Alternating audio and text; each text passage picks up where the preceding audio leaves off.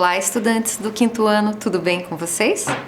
Estão se cuidando direitinho, permanecendo em casa, cuidando de quem vocês amam, usando máscara e muito álcool em gel? Então vamos para mais uma aula de história. Para essa aula nós não vamos precisar de outro material que aquele de costume. Então nosso caderno, folha para registro, o penalzinho, estojo com lápis, borracha, apontador, régua. Então, já que não tem nenhum material especial, eu já vou pedir para que vocês se organizem a mesa e registrem nesse tempo a nossa aula de hoje no caderno. Aula de número 14 com o tema Cidadania na Antiguidade. Um tempinho para vocês registrarem.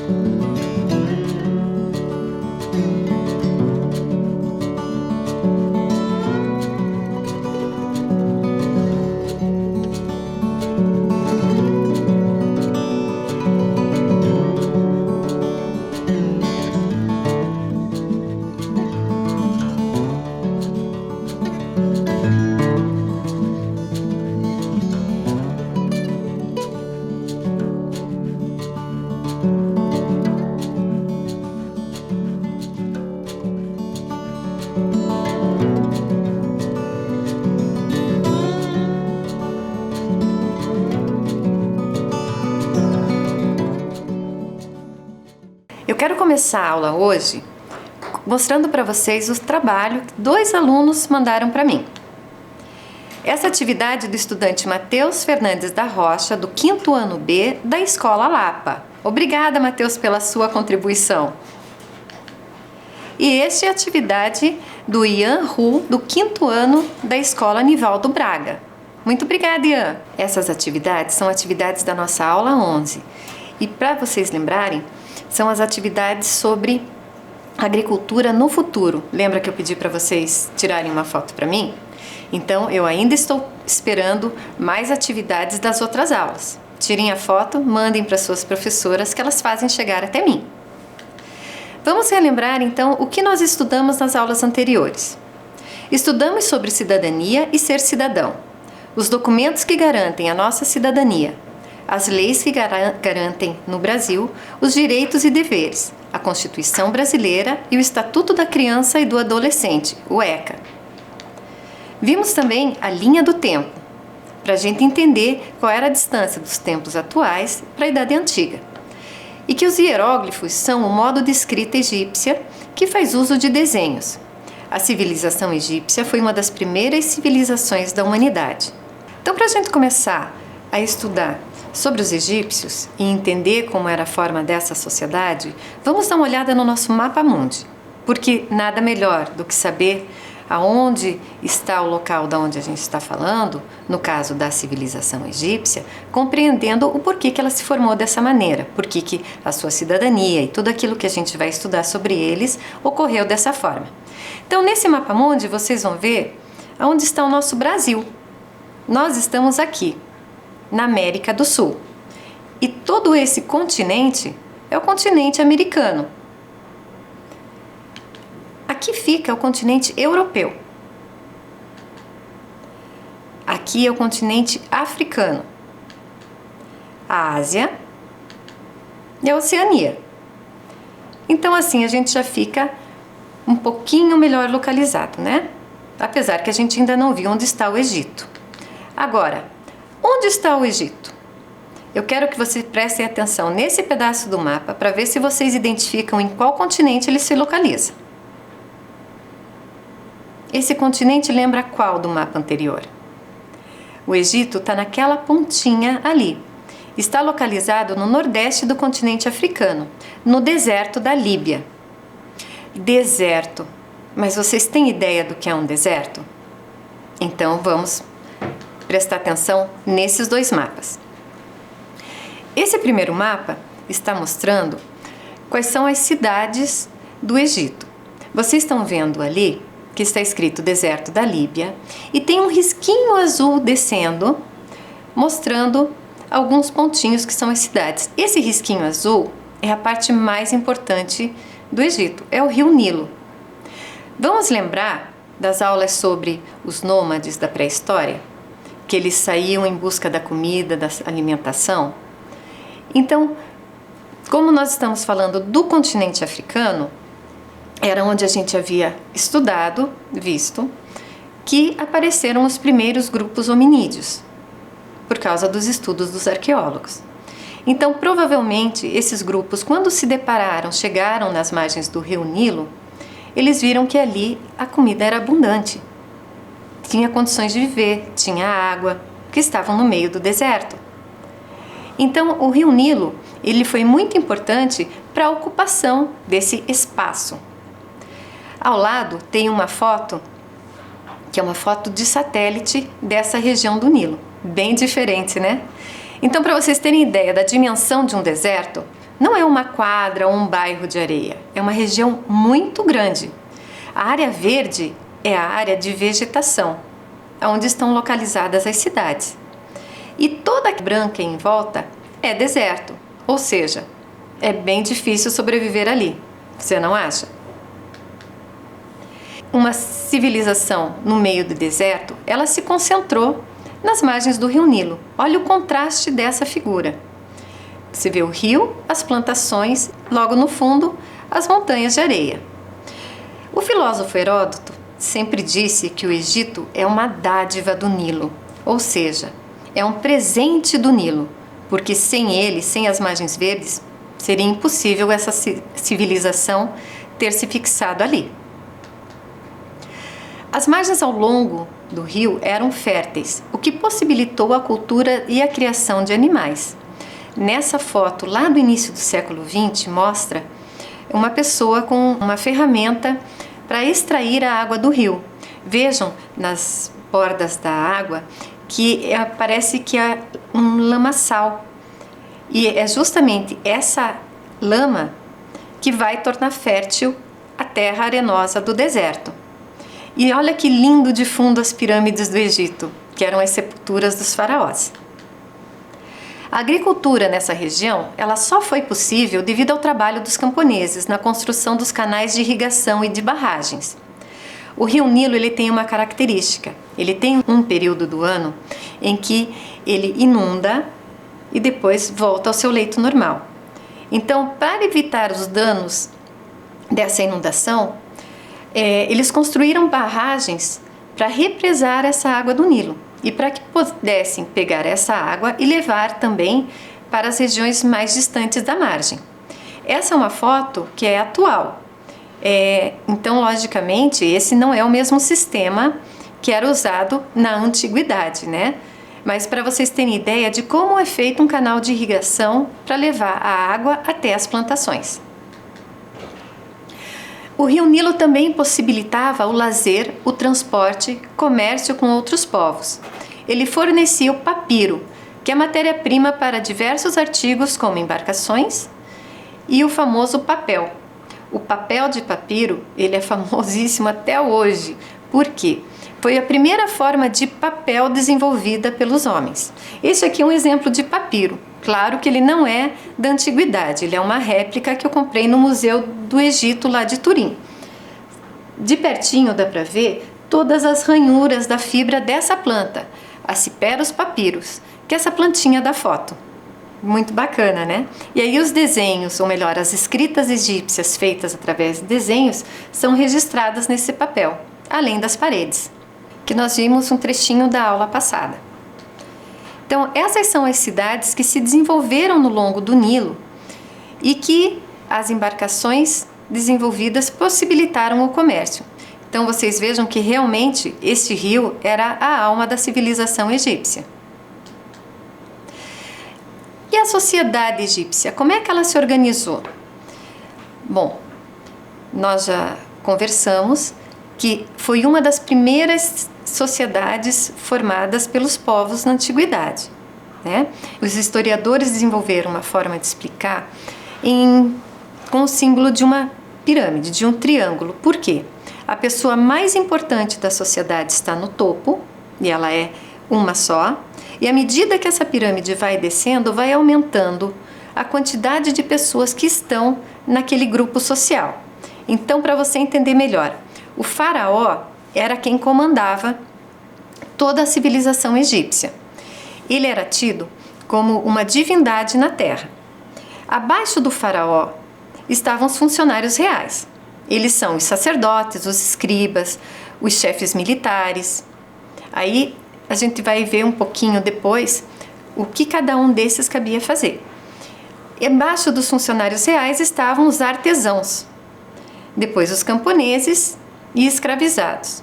É muito maior a quantidade de povos escravizados do que de funcionários reais, por exemplo. Agora, o que isso a gente poderia comparar a hoje? A nossa sociedade hoje também está organizada de forma que tem uma pessoa que comanda, que é o nosso presidente da República, não é assim? É a mesma coisa o faraó no Egito, só que nós temos um regime de governo democrático. Nós temos os funcionários reais no Egito e aqui nós temos os nossos senadores, os deputados, que são as pessoas que governam o nosso país. E abaixo nós temos os empresários, os trabalhadores, as pessoas que compõem a nossa sociedade. Então, como estrutura, todos os governos também têm uma liderança para administrar a população. Agora vamos ver o que fazia o faraó. Então, o faraó era considerado uma representação divina na terra. Os seus desejos eram considerados ordens sobre todas as pessoas que estavam em suas terras. Então, ele era o proprietário de tudo o que tinha naquela região. E o faraó era um cargo de descendência, ou seja, o filho de um faraó vai ser faraó também, quando o seu pai morresse. Então, o faraó era um cargo hereditário. Ali nós temos a formação de dinastias, que são famílias que governavam durante séculos o Egito. Os funcionários reais, chefes militares, escribas e os sacerdotes possuíam privilégios sociais, porém estavam subordinados às vontades do faraó. Essas pessoas eram pertencentes a famílias nobres que compunham a administração do Antigo Egito. Eles ajudavam ao faraó para governar. Esses cargos eram hereditários, ou seja, os filhos dos chefes militares poderiam ser chefes militares. Os escribas, que detinham uma posição muito importante na sociedade, porque eram eles que detinham o saber do escrever, e os sacerdotes, que cuidavam dos múltiplos deuses que compunham a religiosidade do Antigo Egito. Os artesãos se destacavam na produção de utensílios, ferramentas e joias, tanto as ferramentas que eram utilizadas na agricultura, quanto as joias e adornos da população. E a sua profissão era transmitida também de pai para filho, ou seja, filho de artesão também seria artesão. Os camponeses executavam o trabalho árduo nas plantações e na manutenção dos canais de irrigação, garantindo a alimentação para a população e o comércio com outras cidades. Então, toda a responsabilidade de produção de alimentos e criação de animais era desenvolvida pelos camponeses. Camponeses também tinham essa função hereditária dentro da sociedade egípcia. Filhos de camponeses seriam sempre camponeses. E os povos escravizados? Aí já é toda uma outra questão. Era uma grande parte da sociedade egípcia. Eram prisioneiros de guerra e mantinham essa condição por gerações. Quando acontecia alguma disputa pelo território, o povo que era vencido era escravizado pelos egípcios. Então, essa condição também era hereditária. Uma vez capturados, esses povos se tornavam escravos e os seus filhos continuariam sendo escravos do Egito. Para a gente compreender um pouquinho melhor, vamos fazer um jogo? Mas para fazer esse jogo, deixa eu explicar uma coisa para vocês. Esses são alguns dos componentes da sociedade egípcia. Então nós temos camponeses, os escribas e os faraós. Mas alguns desses tinham privilégios sociais. Por exemplo, os escribas, os chefes militares e os sacerdotes, eles tinham um privilégio de redução de impostos e ter acesso à terra. Como eu falei para vocês, os cargos eram hereditários. Então, eles poderiam ser eleitos para executar esses cargos pelo faraó. Já os camponeses e os escravizados, eles seriam sempre camponeses e escravizados. Isso denota que a sociedade egípcia, ela não tem uma mobilidade social. Você não pode escolher o que você vai ser, como a gente faz hoje, né? A gente não fica pensando o que eu vou ser quando eu crescer. Eles não, eles já sabiam de seu nascimento o que eles seriam. Então, adivinha quem é? O camponês era responsável pelos trabalhos no campo e com a criação de animais. Os escribas eram pessoas que detinham conhecimento da escrita. Eram os escritores oficiais da época. E o faraó era a representação de Deus na terra. Então, vamos ver se você prestou atenção. Adivinha quem é? Eles possuíam o poder de escrever. Quem é? Acertou quem falou escriba. Agora presta atenção. Essa pessoa era obedecida por todo mundo. Ninguém questionava suas ordens. Vamos ver quem é? A representação divina na terra. O faraó. Que agora vem uma pessoa muito importante para a sociedade. Ele era responsável pelo cultivo e a criação de animais. Acertou quem falou? O camponês. Muito bem. Agora, vamos fazer um pouco de reflexão? Eu quero que vocês pensem em tudo aquilo que a gente ouviu hoje e vamos comparar um pouquinho com o que nós temos na nossa sociedade. Lembrando também da nossa aula passada sobre cidadania. No Antigo Egito, todas as pessoas tinham os mesmos direitos? Será? Igual nós temos hoje, garantidos pela Constituição e pelo ECA? A população participava das decisões no Antigo Egito? O que você acha? Existia cidadania como nós entendemos hoje? Lembra que nós vimos até na aula passada quais eram os bons comportamentos de um bom cidadão? Então eu vou deixar agora que vocês pensem um pouquinho sobre isso.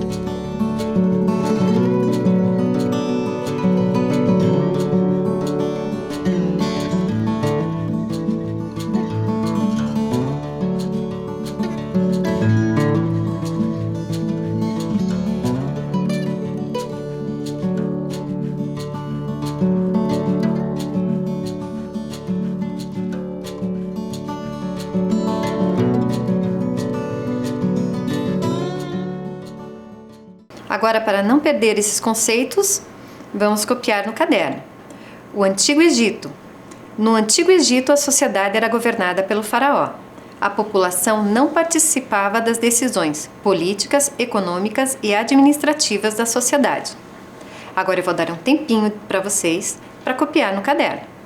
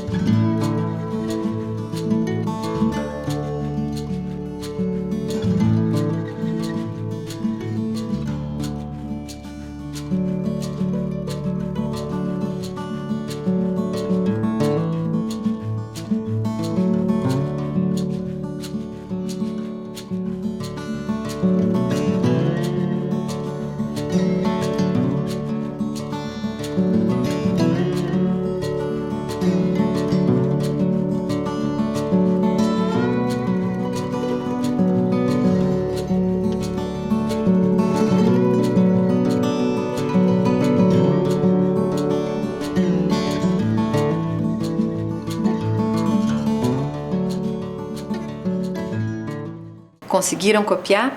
Então vamos para mais um trechinho. Não existia a possibilidade de mudança social. Apenas os funcionários reais tinham privilégios sociais. Os escravos não possuíam nenhum direito social. Um tempinho para você copiar esse slide também.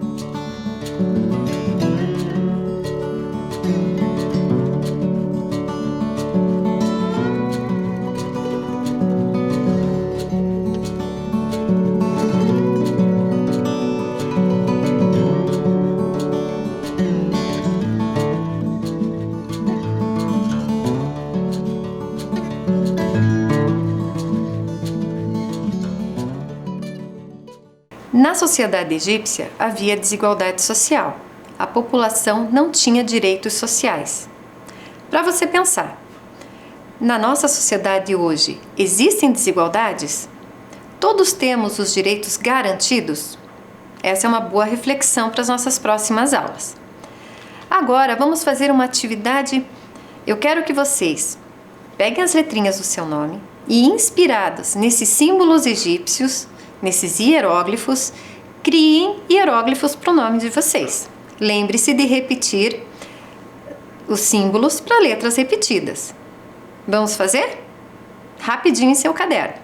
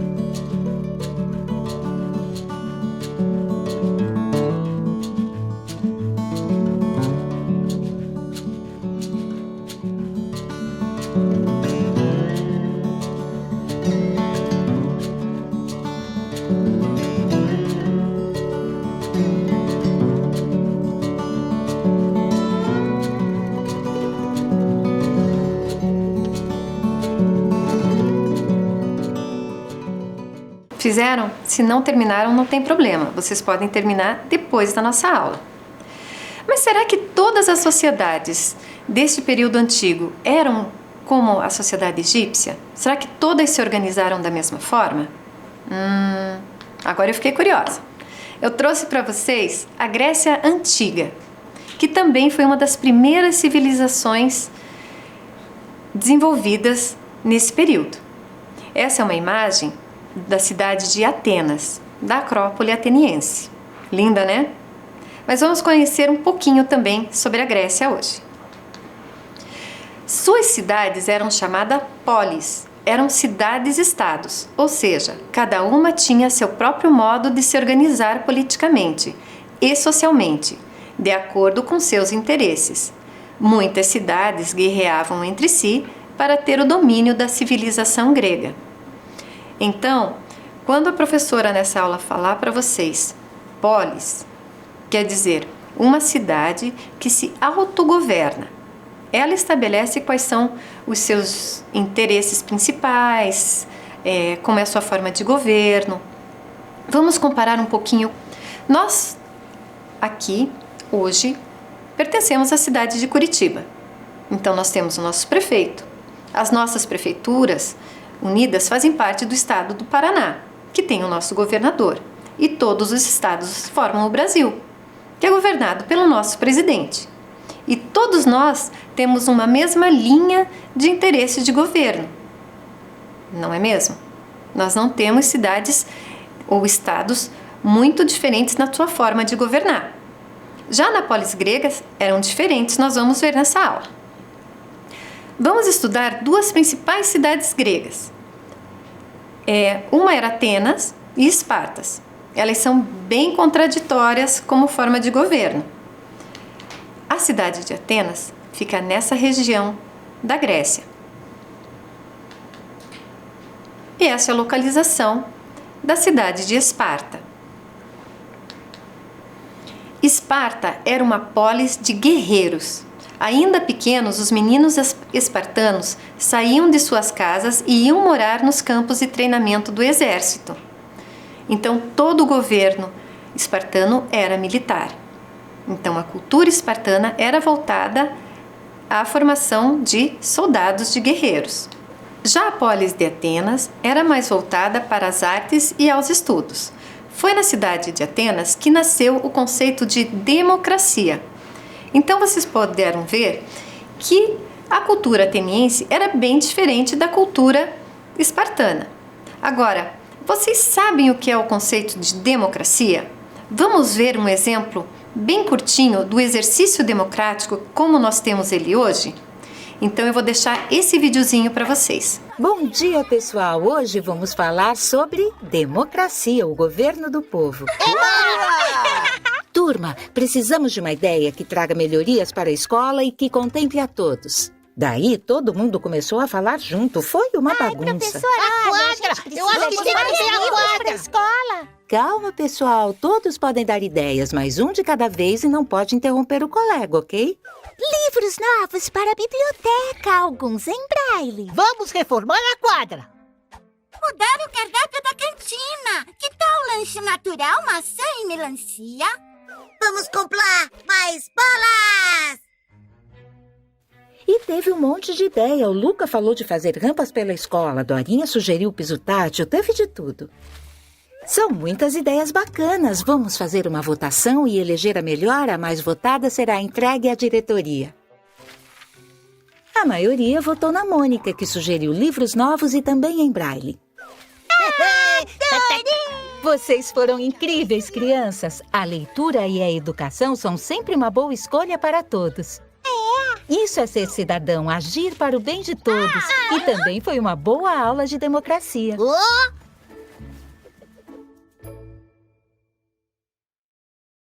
Gostaram do vídeo? A turminha da Mônica é mesmo divertida, não? E vocês perceberam que todo mundo colocou a sua opinião, pôde ser votado e todo mundo participou das decisões da escola. Mas lá na antiga Atenas não era muito bem assim, não. Nem todos eram considerados cidadãos, nem todos poderiam participar da democracia, das escolhas feitas na sociedade. Os metecos eram estrangeiros, escravos não tinham direitos sociais e mulheres também não.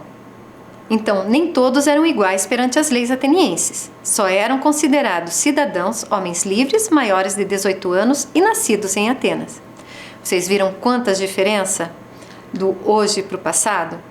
Mas a gente vai rever isso na próxima aula. Então, até a aula que vem.